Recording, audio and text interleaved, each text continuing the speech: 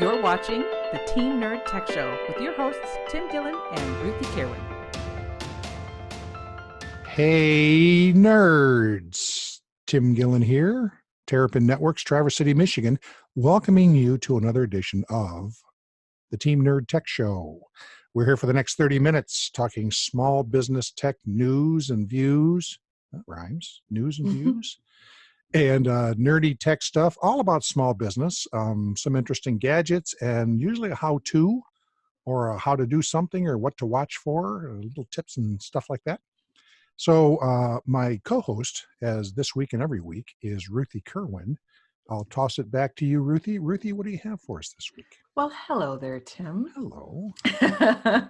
We have, as always, the most interesting stuff in tech news, tips, and gadgets. We're going to start off in tech news with, I have kind of like a good, bad, and the ugly sort of a thing going on where we have good news in tech news, and then we have bad news in tech news. So the good news is something about those like hackers wearing hoodies that we always joke about. Yeah. There's a company who's doing a contest for better stock photos of cybersecurity.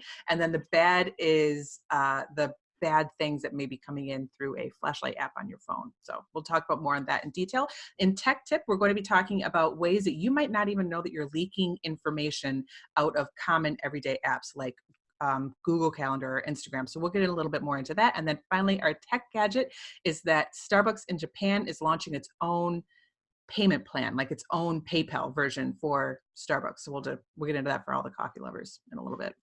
But first off, let's talk about the good in tech news. I'm going to open up this link here that we have from TheVerge.com about how there's a design firm hosting a contest to encourage people to reimagine cybersecurity stock images, which makes me laugh because you and I talk about how stupid these stock images are all the time. Yeah. You know, the hoodie and the fast typing and all that silliness. Yes, the hoodie, and there's usually something like the whole Matrix green screen always behind it. With like a bolt. Yeah. Like a broken bolt, a broken right. chain. And if it ever is video, like Ruthie said, they always type like insanely fast because that's what hackers do. That's how you know they're working. Yeah, right, that's how you know they're and good you get this job. noise. Always, right? Yes. That's okay, I'm in, right? And that's 100%. Yeah, so that's what the photos always are, and they're usually a hoodie, and there's no direct light. It's a darkened room. Only the light of the eerie dark monitors casting a glow of ominous something or evil. other. I don't know. Yeah, ominous evil. And so that's what we're up against here, people. Just so you know, that's what we're up against. And it's they're silly as heck. And they've been the same almost since the 90s. There's an outfit called Open IDEO, I guess. They're a global design firm, and so they've actually launched a contest here, and they're going to pay some money out for people who can come up with something that still looks like a bad hacker dude. We'll say hacker dude again because it's probably going to be a guy. That's not just the normal hooded green, hooded sweatshirt, I should say. Yeah, always the hoodie. Always the hoodie. Yeah, because that's how you know they're a bad guy. They're always kind of hunched, because they're typing. So fast. Yeah. Yeah, and it takes a lot of energy. It takes a lot of energy to do that kind of evil. Yeah, and you don't just poke around, man. You got to get after it. So, well, the submissions are closed. They closed submissions on September 4th. So right now they're in their kind of like final eval stage. So if you want to see the people who are on the short list, who are currently being evaluated, you can head to the openideo.com and see their shortlist for the brand new stock photos. And we'll have the link on the teamnerdtechshow.com site. Yes, and I am totally going to be posting the winner as soon as they decide. Yes, so we'll have that out there. We'll probably mention it so we can point you towards it, because this will be exciting and thrilling for us. Because every post of any kind we do, we think, is that the only thing we have to go by? Is some guy hunched over in a dark room in a hoodie? So, well, speaking of dark rooms, let's talk about the bad part of tech news. If you have flashlight apps on your phone, if you've been out of habit or anything using a flashlight app instead of using the one that automatically comes with a lot of smartphones at this stage, don't. Take it off your phone. Start using the ones that are actually on your phone, because they have been shown to be taking information from the rest of your phone, correct? Is that how it goes? Yeah, they're basically malware. Any flashlight app. Now, flashlight apps are pretty common back in the day, to use that phrase, even back in BlackBerry days, because it figured out really quickly if you have a flash for your camera, well, man, that could just be a little flashlight. So we'll just make an app that'll turn that on. And everybody's used their phone for a flashlight. Now, nobody needs to be using an app. I used to do blog posts about this 5, 6 years ago about not using these flashlight apps. But then you kind of had to. Back then, both Android and iOS, or since then, both Android and iOS have a flashlight built right in the operating system. You just pull down from the top, and something in your notification bar. It's real easy to bring up a flashlight. So if you're using a flashlight app because you're used to it, or you thought it was convenient, or it got a little brighter, which some of them would do, they put a little more battery behind it, or they could even maybe change a color. You really want to get rid of it. Mm-hmm. You should just assume that any flashlight app, especially being as they're completely superfluous now, they're just not needed, that any flashlight app is malware, meaning some kind of malicious software, meaning it's grabbing data all the time in the background and sending it off to someone, usually just to sell the data. But you load that app up and you'll click through the things, and it's going to Well, they want ask to for all these access your permissions. Yeah. Why permissions does for your your flashlight, contacts and all your that stuff. microphone? Why does your Yeah, flashlight need your right. microphone? That And kind of it stuff. doesn't. And you just kind of habitually say yes, yes, yes, because I want it to work. And you might have done it 3 years ago when you got your phone. You don't even realize it's on there because you haven't used it since. Mm-hmm. That's a Because good you've point. realized since then that now you've got a flashlight built in, you tend to use that.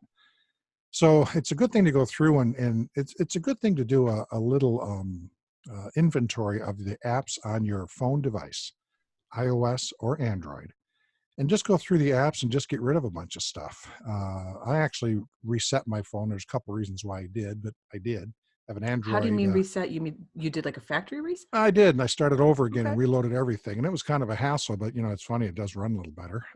It's a Yeah. 2-year-old phone. It's not an old. I was going to get a Note 10 Plus, got one, wasn't all that impressed, sent it back, went back to my old Google Pixel. We can That's do a so show funny. on I that just too. recently had to do the same thing because my phone had been acting up in a way. Hmm. So I took a deep breath and saved everything that I could and then did a factory reset. And I can't believe the difference in how Yeah, well it, my phone it has been made a real running. difference. And I don't know what you did, Yeah. Ricky. I did not do a restore. I didn't do a restore at all. Because you can do a restore and that'll bring back all the apps that you had. I wanted to decide again, brand new, which apps to reload. Yeah. Now Okay. that That's even more hardcore than yeah, me. and it took a while. I'm a nerd. I don't mind doing that. I'm watching a preseason hockey game and doing that. It's kind of something to pass the time. But I didn't mind doing it. Now I have just the apps on there that I use now, and I'm waiting. Well, a phrase we use in tech, I actually end up doing this a lot. Is a phrase I've used for a long time. It's a common phrase. Is that we do a screen test, and what that means sometimes when we're replacing a particular workstation or even sometimes a server, there might be something on there that we're not sure if anyone's still using. And sometimes we don't even know if anyone's still using it. We think we know all the software that a company's using, but there's this one database out there, and there's old dates on it, but that doesn't mean that someone's not using it. So we shut it down or we don't transfer over to the new one, and we wait until someone screams, and we call that a scream test. And if we get Oh, 60 days interesting. through and no one said boo, or 90 Then you days through and just, no one said boo, then obviously no one's using it. yeah. But if suddenly the payroll quarterly comes up and someone says, wait a second, where is that? We're all set. We'll have it all staged to go ahead and fire it back up again. And that way we can use those windows of time when you're going to a new device to kind of get everything clean again. I'm generally not in favor of just migrating everything over, because you migrate all the flotsam and jetsam All the that you've clutter. loaded up, all the clutter Yeah.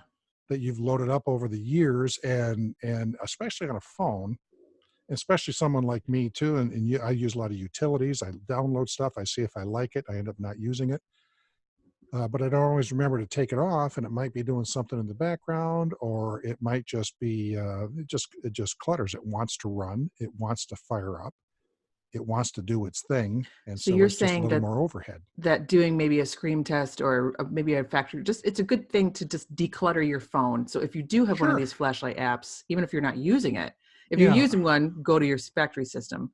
But if you're not using one, just make sure you're taking it off. Like, Yeah, and any apps like that. So if you might scroll through your phone, again, iOS or Android, and see a bunch of apps, you don't even know what they are. yeah, What is this exactly? And you don't even remember installing it. It was maybe a pedometer or something for Or like, exercise or something for or diet maybe or for a something for conference, food. you have to download those apps sometimes if you're going to a conference. Yeah, exactly. And then you go through and here's my screen test part of it. If I can't remember what it's for, I get rid of it. And if it's actually something that's important to me, I'll know soon enough. And I'm Yeah. not really going to lose any data from it, really. So I'll take it off and I might 3 weeks later, oh, I know what that was. I actually need that. And I'll put it back on. It's maybe a little bit of a hassle. But to me, like we say so often, security is generally a little bit inconvenient. It's better security and my device will run better if I only have on there what I need. And a good way to do that is to make sure I only have on there what I need. So if I go through my apps and I look at I do this on my computer. If I go through and realize, what is that for? Have I used that at all in the last Yeah. X amount of months? If I haven't, I like to get Then rid of it. gone. Yeah, Just gone. Yeah. declutter it. Yeah. And declutter, which is all the rage now anyway. But it's Well, true. It's true. let's take this into the concept of decluttering apps that may be leaking information. Yeah, very I good. like the way that we've been segueing really well today. I have to say, I'm appreciating that. So our tech tip today is you might not even know that you're leaking information with some of this apps and software that you use. You might not even know. So with the flashlight, you might have even forgotten that you had it on there. Now we're going to go into the stuff that you actually are using on a regular basis, like your Google Calendar or Instagram or Amazon, that Yeah. might be sending info that you don't want it to be sending. The thing that surprised me the most, I think, is the Google Calendar and also Instagram. And I'm talking about a little bit, I don't know.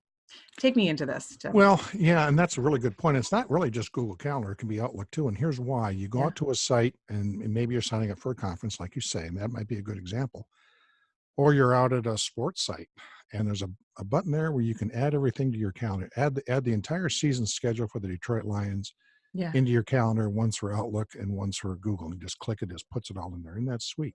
But now you've made actually a connection between the two.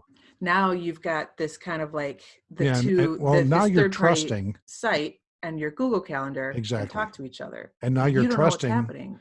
Well, in theory, the Lions could just make that a one-shot deal, but you're counting on the fact that they haven't set up a permanent connection between the two. I don't like counting on that. I don't trust anybody, as longtime listeners of the Team Nerd Tech Show You know. are not a very trusting I dude. trust no one. Yeah. Yeah. And I'm a nerd who used to like the House TV show, and I learned that from Dr. House. Trust no one. Everyone lies, but it's true. And the kind of security that I'm involved in, you really have to think that way. So Yeah. I don't want to count on the fact that the Detroit Lions, I'm sorry to use you fellas, I'm going to, that the Detroit Lions site is benevolent enough and benign that it doesn't make some kind of connection, because it's going to be strongly encouraged to make a connection so it can see what other sports sites I go to, and it can feed me ad data through Google, and through Facebook, because they'll have financial arrangements with companies like that, and Instagram, to feed me stuff, because I've already said, hey, I'm okay with you connecting to my computer. I'll let Yeah. you update Give the me some schedule into my. information. I'll just Yeah, give you right. access to my thing. Because you Yeah. don't want to just let data leak out that you don't know is leaking out, that you haven't decided I'm perfectly okay with this. And generally, you want to start from a position that says, I'm not perfectly okay with it. I don't want it leaking out. I need to be convinced why I would want to. A lot more than I need to be convinced why it's a bad idea. Yeah. Turn that upside down. That's a Or smarter just way have of it doing it. be shoved underneath the rug. Pay no Or just have attention it to be the data quietly. behind the Yes. curtain. Yes, exactly. Which is very true. And we do that Yeah. because I can just click this. Now my calendar's on there and I'm sure. Well, once you've set it, and think about this, you might work with a vendor or perhaps an online service that you're using. And so you start sharing your Google Calendar or maybe even Outlook, which might be coming in through Office 365 or however it might be coming in. And you're sharing your Outlook calendar out there too now. Well, now you've set up a share.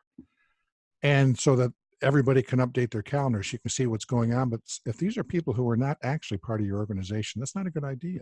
Yeah. Because now you've got this permanent connection set up that actually allows a lot of information to flow back and forth in the background, which I'm just, for obvious reasons, I'm not in favor of. I don't want it on my calendar. And I mean, we can do it from the simple standpoint of clutter. We can do it from the standpoint of overhead, that it slows down to some degree your internet connection while all these things are trying to be made and verified and data is transferring back and forth. Those two are enough reason to not do it anyway. When you add in the privacy part of it, it's just an absolute no-no. You shouldn't do it. I mean, that's my recommendation. Do not do it. Those things are not even convenient for you. It seems like it's convenient. I will happily update my calendar on my own. Thank you. I mean, that's not how big a thing is that Well, really how to about, do. did It's you see not. this? There is this list here. Another link that we've got here is from the website MSSP Alert. And they're Yeah. talking about all the different data points that have been exposed through the Amazon. This is their cloud Yeah. sharing Yeah. server, correct? Yeah. AWS, Amazon Web Services. And they, Should you be worried about this if you have just a regular shopper account, or is this really if you no, use their cloud? This is if you use their no, server? what this is for, the risk here, the MSSP is a security, managed security services provider. Okay. Hmm. And so that's people like us, like Terrapin Networks, who specialize in security at the enterprise level, meaning larger company. Okay. That's what that's really That's this for. website. Yes. And so what they're talking about here is larger companies that use Amazon Web Services servers. Uh, Squarespace might be using, I don't know that Yeah. they are, but you take something like that is using Amazon in the WordPress, I background. believe, does. Yeah, stuff like that. WordPress, something like that will be using Amazon Web Services. And what they're talking about here is if you have something like that where you're using Amazon Web Services, you have to be very careful what you allow because they're going to sneak in and get stuff too. Not necessarily look at your user list and expose it, but they may not be doing everything they should be to make that so that can't happen. Okay. The idea, you sometimes think, I'll just let Amazon worry about that. And all Amazon's giving you at that point is the server running in their data center. They're not giving you any of the security. They're giving you physical security. So in the data center itself, people aren't walking in and putting USB drives in that's real safe Yeah. from the physical security standpoint of the actual server. But as far as the way the server is set up, when you set up your app to run on it and think this is way better than you have on my own server, and there's a lot of reasons why it would be, but you still have the responsibility of setting up the security. Which is what I can see here. In May 2018, a nonprofit organization in Los Angeles County misconfigured their Amazon cloud and then left 3 million records and highly sensitive health information just exposed. Yeah. And so they might say to Amazon, hey, you shouldn't have allowed that. Amazon said, we didn't allow anything. You set that up. That's your deal, Yeah. which is supposed to be your deal. Okay. So how That, can you, how in can a that small way, business not have that happen? well, again, you just have to have experts set it up. And Okay. what you saw here, which is a good frame of reference, is it was a misconfiguration. The expert Yeah. made a mistake. So sometimes it's good to have two sets of eyes that are not competing eyes. And that's what you don't want to do as a business owner. So sometimes we say, I don't know if my guy's good. I want to get another set of eyes on it. Well, that becomes a competitive situation. And as a business owner, you're not going to get good information from that. So that would be an instance when a second opinion isn't always going to be actually helpful. Well, they may be helpful, but they're obviously looking out for themselves because Yeah. it's a competing set of eyes. And so they're hoping they walk in there really kind of hoping that they can find something wrong so that they can get hired and replace the So other they guy. can prove that they're better. That makes Right. And sense. so Yeah. it's a little tricky as the business owner to be able to give permission to both sides to operate with the original, if you really want to do it with the intention of someone double checking the work to make sure it's right, you need to set that up just so that this is, we're going to hire you for this, but we're not open to making a change. Makes good sense, actually. So that sometimes that can be good to hire a firm like us, if you're a smaller company, let's say, to do only that, not to come in and take over the network. We would just like an external or an internal vulnerability test and an external Like an pen audit test. almost. Like an audit and a way, and we'll do this to help your team, whether it's someone just like us or whether it's an internal team, whatever it might be, to better do their job by bringing in an extra set of eyes. Now you're supplementing what you've got. And then that would be able to find like these leaks that we're talking about where something may have been Yes, misconfigured, put together in the wrong way, accidentally, right. but it would be a check for that. So would that help? Well, I guess it wouldn't really help with this Instagram thing, which is a separate personal thing, but is there a way that you can almost do these things on your own for your No, own? No? not really. That's where, so the Instagram thing, there'll be another link that Ruthie will have out here for us on the teamnerdtechshow.com. And there's not, for example, this talks about Instagram had a security issue. It exposed all sorts of user accounts and phone numbers because that's part of how Instagram works. You got to have your phone number, Yeah. You connect it right? with your phone. Yeah. That's part of the deal. They want that as part of your login stuff. That's Instagram is very difficult to do on the web only, in a browser It's only. almost impossible. It's Yeah. almost impossible. So, and which is, again, if you've heard me say, I generally don't like apps. I'm not a big fan of Instagram because I don't want this thing riding on my phone all the time. I'm just not a fan. Yeah, I know. And you think of something like this security issue, there's nothing anyone could do about this. Now, by the way, I have to mention this link that Ruthie will have out there, it's on Forbes.com and has a picture of Instagram on a phone, and Did behind you it see that? is a guy in a I hoodie know. So with you dark have to go to lights. this link and see. This is exactly what we're talking That's about. But look, exactly what can we're you see in the talking photo, about. his face is all blacked out. Oh You yeah, can't tell who there's he is. not even a There's that face there. evil glow coming off of Yeah. his laptop. That's the side of the Grim Reaper. I'm surprised there's not a big Yeah. sickle behind a scythe So behind him. change Yeah. is definitely needed. Yeah, I think change is needed there. But in this case, Instagram made their own mistake, and there's nothing you could have done about this. This was a mistake at Instagram. Just like when Facebook exposes a bunch of passwords or Yeah. Google exposes Those plain Google text actually doesn't passwords have that much of that. Facebook was like, whoops, everybody can Yeah, see these well, we just had passwords. it so we could give good tech support. Geez, well, it was kind of a big deal. Yeah. And then it ends up on somebody's laptop, and they leave it at a Yeah. Starbucks and wander off. And yeah, and their password is password because they're way too busy to put something difficult in. Well, so this link on Forbes, essentially what the hackers were able to use was to take this what they called a simple algorithm, and then they just brute forced through a whole bunch of Instagram login forms with the phone numbers, and then checked a bunch of phone numbers to see if they were linked to a live Instagram account, and then they just basically shoved their way in there and took the That's just creepy what they stuff. did. Yeah. Creepy stuff.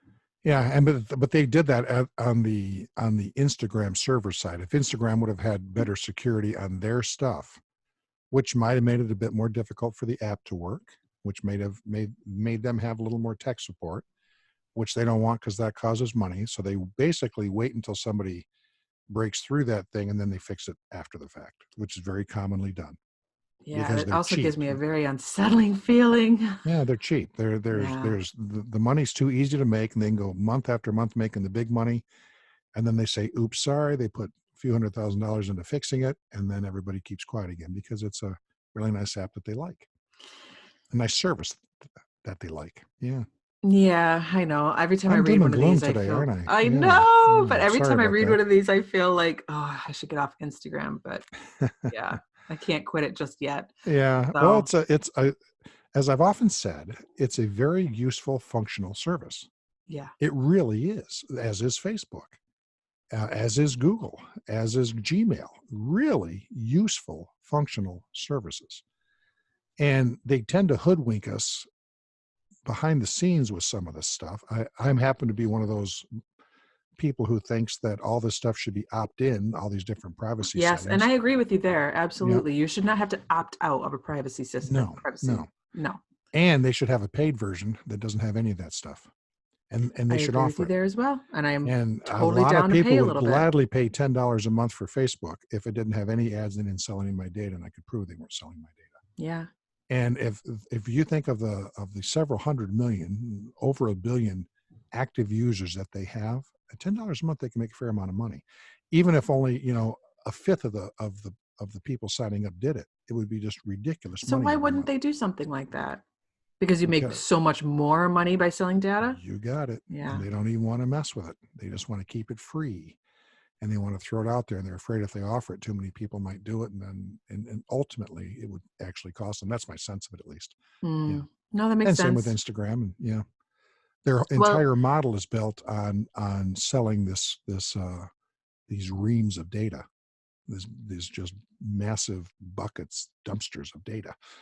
where they're in this sweet spot where because so many people use it, they have so Right. much data that they can then and it's just this round Yeah, robin of and the gathering fact data and is selling that data so and many gathering people data and use it. selling data. So many people use it because Yeah. they are very useful services. Yeah, it's tough. They are. Yeah. I am a full on, what am I, a millennial? Love my Yeah. Instagram. I know. I can't quit it. I wish I could. So let's use this to what can be my segue here? So, because I'm doing the good segues this week. So this is the good segue of I can't quit Starbucks. So therefore now Starbucks has they have a smart pen that you can use. They're trying this out in Japan.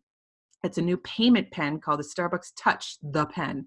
And it's the latest device to join the Starbucks Touch line of unusual payment devices. I didn't even know that they had more than one, but here you go. Now you know that they have a pen. They also have a drip, which is a key fob, and a cup, which is a phone case. And you could use all of these things that have, I'm guessing, NFC included in them, and you can use that to pay. Right. Well, So this is this the is one of newest those one. things. So normally I don't say, normally I say, well, this would be interesting to see how it works out. This one's dumber than heck as heck. Do you agree about that with all of them? You This could think the not key be more fob and the stupid. cup are stupid too? No, not necessarily. And of course, everyone's phone has NFC. And what NFC is near field communications. And it's kind of like a Bluetooth. It's kind of like an RFID, radio frequency ID. Mm-hmm. It's kind of like that, where when two things get close, like a little platform at the payment place when you're Payment buying your portal, coffee, yeah. payment portal, a little something sitting there, and you tap your phone on it. And now, because they're near, you've already set it up that if it's a Starbucks on the other side of this, go ahead and pay whatever it's asking. So the register says you owe $6.35. You touch it, it pays out of your bank account, Or your Google, Starbucks card, or or your whatever you've Starbucks set card, up whatever on it the might other be. end. Exactly. I mean, I use mine all the time Yeah, with that's my fine. phone. Why would you pull a pen out of your pocket? I don't, and carry your pen around. A pen? And it's only for Starbucks. Yeah, It's not you're like a gonna. payment pen Yeah, that you so it's not just, like your phone, which you use for all sorts of things, and you have it anyway. You're supposed to carry around with you, or in your purse if you're a lady, or your backpack, or yeah, whatever it might be. yeah. A Starbucks, but hang on, let me dig around for my Starbucks I pen, know that. because I feel that'll like be that would quicker take you than even pulling more six time. bucks out of my. It's just dumber than heck. This is one of those things that will be a fun thing to advertise for them for about 3 weeks, and Yeah. they will discontinue this by the end of the year. Now, Well, they maybe said that the gel ink on the inside is coffee brown in color. isn't that Isn't because that those Starbucks, hilarious? those coffee, this is Anyway, but they this do is have dopey. a key This makes fob for a Q and a thing. keyring handbag. I don't understand what a keyring handbag is, but sure, it's in Japan. And those are both with this NFC. But then they have a phone case, which also kind of makes sense. But this pen feels stupid, really, because It a phone does. case makes sense. A cup, or rather, excuse me, the key ring, I suppose. And But you got to this, pull your keys out now. well, I mean, you have to pull your wallet out, Yeah, you're going to have okay, like, all right, I you got to guess. pull But so something often out. you've got your But I get keys you in your about digging backpack, around at the and bottom of your bag for your pen. That is, it's stupid. yes, It's stupid. my favorite word for that is just generally dopey. It's just dopey. Anyway, well, you'll be glad to know that it says here, this article is from PCMag.com. It says it's unlikely the pen or any other Starbucks touch device will be launched in the US. So I guess we don't really have to worry. It's just the crazy Japanese. They'll try it over there and it won't go anywhere. And the Japanese are generally okay with what the Japanese will do. As a rule with this kind of stuff, they're very tech forward. They'll Yes, give it a they good are. shot. It makes sense to introduce it in Japan, because if it has any traction at all, it's going to get it there. Yeah. No, Because that they'll makes give it a good sense. shot. And Yeah, when it tech doesn't forward is a work good way well, people will to quit put it. using it, but people will try it there, which I think is terrific. They're just not afraid to give it a shot. And if it turns out to be handy, outstanding. It Yeah. won't be, but I don't think. That's a prediction. What do I know? But yeah, That's I do predict chaos. the internet, It's like get off my lawn version of Yeah, tech. that's the thing. That's Tim's get off my lawn. Yeah, these kids these days and their stupid pens. Yeah, right. Yeah. All right. Well, that's where I think I do have to leave you, unfortunately. Let's Alrighty. put it on a happier note and say, let's hang out together again next Sunday and solve Let's all the do it. world's Let's tech do it. problems and tech questions. If you're listening in and you've got a tech question that you want Tim to answer on an upcoming show, please leave us a voicemail. Our number here is 231-668-9175. You can also hit us up on Facebook. We have the Team Nerd Tech Show on Facebook page. We are on YouTube now, so you can leave us a comment. You can send us an email, teamnerd@terrapin.tech, or you can always step up and leave a comment on one of the blog posts / podcast episodes on our website at teamnerdtechshow.com.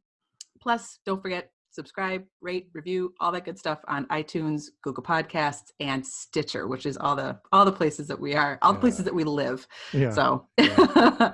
all right. Thanks again, Tim, and I'll see you next week. Okay. Sounds good. See you then. All right. Bye-bye.